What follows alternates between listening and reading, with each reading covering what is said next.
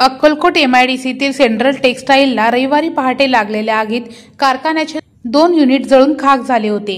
आता central textile संपला असे म्हणत असताना 4च दिवसात सेंट्रल टेक्सटाईलने फिनिक्स पक्षाप्रमाणे भरारी घेत त्याच एमआयडीसीतील असलेले दुसरे युनिट चालू केले असून 100 कामगारांच्या माध्यमातून टॉवेलचे उत्पादन चालू केले आहे।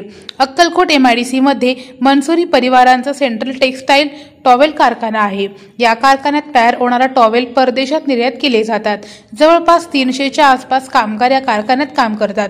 मनसूर परिवाराचे या एमआयडीसी मध्ये एकूण 4 युनिट आहेत। 3 युनिट एकाच ठिकाणी तर 1 युनिट दुर्घटना घडलेल्या कारखान्यापासून जवळच दुसऱ्या भागात आहे। रविवारी दिनांक 18 मे पहाटे लागलेल्या भीषण आगीत 8 जणांचा होरपळून जागीच मृत्यू झाला होता। या आगीत सेंट्रलचे 2 युनिट जळून खाक झाली होती।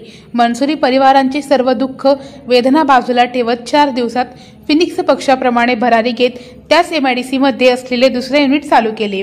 गुरुवारी दिनांक 22 मे रोजी मनसूर परिवारातील सदस्यांनी पाहणी करून शुक्रवारी दिनांक 23 मे पासून 100 कामगारांच्या माध्यमातून टॉवेलचे उत्पादन आणि निर्यात चालू केले आहे। मोठ्या प्रमाणात ऑर्डर पेंडिंग असल्याने आणि कामगारांच्या हाताला काम देण्यासाठी हा तात्काळ निर्णय घेतला असल्याचे मनसुरी परिवाराच्या वतीने सांगण्यात आले।